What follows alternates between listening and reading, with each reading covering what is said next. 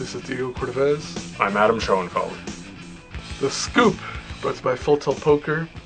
We've had 2 episodes with Antonio Esfandiari, and covering his tournament triumphs and his cash game triumphs and just his in-between tournament lifestyle. It's been very interesting, so we're going to move into part 3, and if you missed parts 1 or 2, they're on Card Player TV. But in all seriousness, you do feel that your enjoyment of life detracted from your poker playing in this stretch. Couldn't have been too much because you were so successful in poker, but that you weren't playing at the same level that you were playing before. Yeah, of course. I mean, it's so much easier to play poker when you have a bankroll. You know, it gives you the confidence. You can play higher limits. You're not worried about it being your last money, and it makes a huge difference. But had I not won that tournament, I probably wouldn't be on High Stakes Poker and all those other shows, and I wouldn't be here today. And no, but I mean, when you were enjoying life, were you less focused at the table, or were you? Of course. I was comfortable. You know, you fall into a comfortable place in your life, and you lose that hunger. And I'd lost the hunger for a long time, and it started resurfacing once I hit 30. So.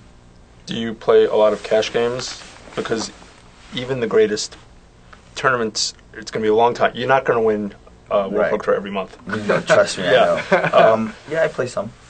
I always think of you as kind of an old school guy in the sense that you seem to enjoy playing live. I do. I love live poker. I love the banter and the BS and the talking and these days, the biggest games have gone online. The superstars, the young superstars, some of them only play online almost exclusively unless there's a big Bobby's Game Room or something. But you and your friend Phil Laak, who we're also friends with, it seems like you guys have always enjoyed kind of you would have fit in a generation ago, traveling from game to game, town to town, taking on the locals, it seems. You guys really were rogue gamblers to a certain extent. We were at first, before Jennifer came along and stole them away from me. Yeah. You know? Well, you were there when Phil almost killed himself. I was right next to him.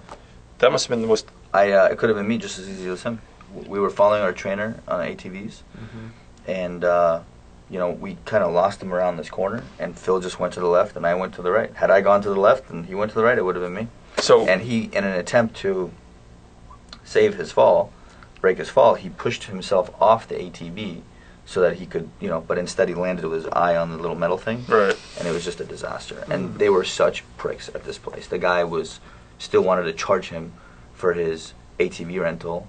Not only that, he wanted to charge him for something he broke on the bike. Right. And we were all sitting there waiting for the ambulance to come. He's like, listen, you guys got to get your ATVs back, or we're going to charge you late fee. And I'm like, are you serious? Our friend is bleeding to death over here, and you want to be such a prick. There's a charge for leaving part of your eye on the... Right, and he was such a prick. I mean, that aside, the business aspect aside, were you in shock or panic when that happened? Because no, I was worried that Phil was going to lose his eye.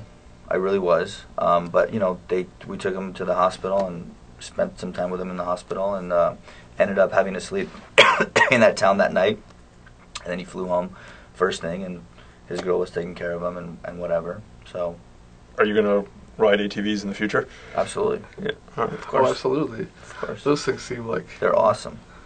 Yeah, but the fatality, or at least near fatality rate on those seems to be close to 100%. I don't know about 100, but it's close to 100. It's very strong. But, and also it's correlated to your age. It hasn't stopped Phil at all. From 18. We're going on a snowboard ski trip in like 3 days, and all right. He wants to go snowmobiling and all these things, and it's crazy. But in answer to Adam's original question, you guys still go and play live poker now? Because I think where you really made the transition to becoming a very strong poker player, which was manifested at the WPT, was playing at Lucky Chances.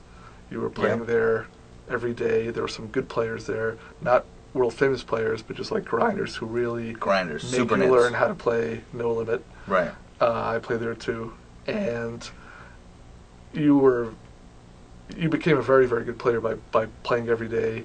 Maybe it wasn't a systematic study like the Magic, but certainly in terms of grinding and putting in the hours. Yeah, you need hours. These days, do you just play the big tournaments, or do you still have kind of a I still play some cash games, not as much, but mostly travel around the tournaments and whatnot. I really want to see the world, so I like traveling a lot. And when I'm at a different place playing poker, if I've never been there before, I want to kind of go see what the city has to offer and whatnot. So, Do you remember when you and I were going to play a heads-up $5,000 match cash game? no. See, it's funny that I remember this. This is probably '02 or '03, and Did we play? no. Who and challenged who?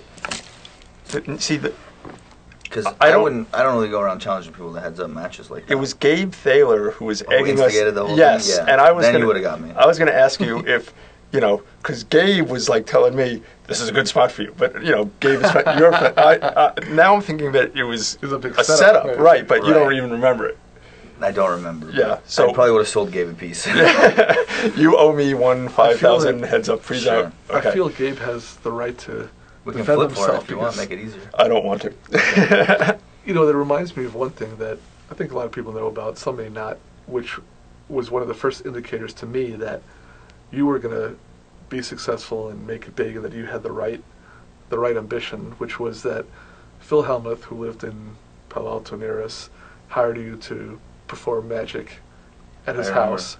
It's for the And- Shooting Star tournament. And and I went over there and you did a tremendous show, but rather than accept the I was fee, actually starstruck to hang out with all these high-profile poker players. Yeah. Rather than accept the fee, you insisted that Phil play you double or nothing, heads up. Of course. And I said, now this shows a guy who's going to make it big, because if a guy's got the confidence and the willingness, Well, I mean, it was a reasonable fee. it's also Well, Phil Hellmuth. it's also Phil Hellmuth, but, And you could spot a plus EV situation. but nevertheless, to do the whole show and possibly end up with no compensation, but instead to say this is an opportunity to play a guy heads up and win more, but also learn something and make a name for myself. I mean, the whole combination of things was impressive, just to think about it and do it. And you did win, correct? I did win. Yeah. Okay, good. I did get lucky, but I did win. Phil Right. claims that, and this is part of the absurdity of Phil, that you hold over him. It started that night. But I have owned Phil Hellmuth it's not my variance, whole life. Phil. But maybe I you just really have a good insight into his play or something, as well as someone. Yeah, I know what he's thinking. Yeah. More than he knows. Do you hear about the hand that we played on the big game? No, I'd love to. We'll love to hear it. I don't know if it's aired yet or not, but It's all right.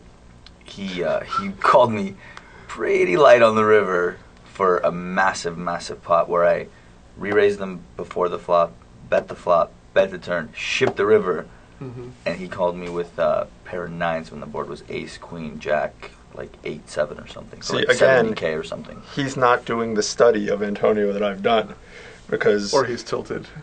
well, and also he's been tilted by Antonio. Well, Right. that's He what I mean, always thinks I'm because- bluffing. Right, every It's hand. unreal. Yeah. I mean, I have bluffed him a lot. It all started with the first WPT final table that I made in Lucky Chances, where I bluffed him every hand. And showed him? Ever since Oh, then. you saw it on TV, Yes. yeah. I used to show back then because I was young and Right. I remember. really arrogant. I remember that show where you were showing at the table and just increasing his Yeah, he was tiltiness. steaming. He was steaming, and also the thing is, but I actually understand his thinking, which was, he's thinking he's not going to bluff me again, because Right. once the guy shows you 3 times in a row, you're like, Right. he's not going to do it a 4th time because he knows now I'm going to call him. And then you showed him a 4th time and a 5th time, and also you were doing. But now years you- later, you he's were- getting you were- paid you off were- by him. You I were was a different doing person. a little. It was over the top. Obnoxiousness Yes, as no, I well. agree for sure. I remember was a little watching, obnoxious back thinking, then. because I knew you and that you were a nice fellow, and you were getting a little carried away with the fact that I was you young. kept- The you TV kept- cameras came around. Diego defends you. I say you're No, you obnoxious. kept, I was, for you sure. Kept, you kept bluffing him, and you were really rubbing it in, and probably it worked because he was just getting more and more steamed. But I do remember now that It did work. luckily you guys I worked love that it. out later on. No, Phil and I are totally cool. And he's still paying you off in Still 2011. paying me out. I mean, as more and more, just back to our old theme, as more and more people see you play and adjust to your play, you'll have to make some adjustments just to get them to pay you off, but maybe Phil will continue to pay you off. I hope so. I bet he does. I hope so. We're extra mean, and Phil watches these things, and then he calls us and he gets mad. We're just Just telling it like it kidding is. around, just having some fun. Antonio, it's been a pleasure. It always is fun with you. And Thank you, guys. It's very good, and you really have had a tremendous last year. And It was It's pretty If you're- sick if there. you're- My mom was there too from Europe. She was here for my birthday. Very I cool. won on my birthday. I don't know if you know that or not. Oh, December that's 8th was nice. my birthday, yeah. And my mom That's the wouldn't best come way in to the do it. room until it was heads up. She just couldn't take it. She just gets too anxious, you know. Oh yeah. And then it got heads up, and I got Robles to take a couple shots, and then I won. You know, it was beautiful. It's beautiful. But you've had a very good run recently, and if you're focused, like you say, then there'll be more good stuff coming up, and we'll see you on all this new high stakes poker, which will be fun. Thank you, guys. Thanks for coming by. It was a lot of Thanks, fun. Antonio.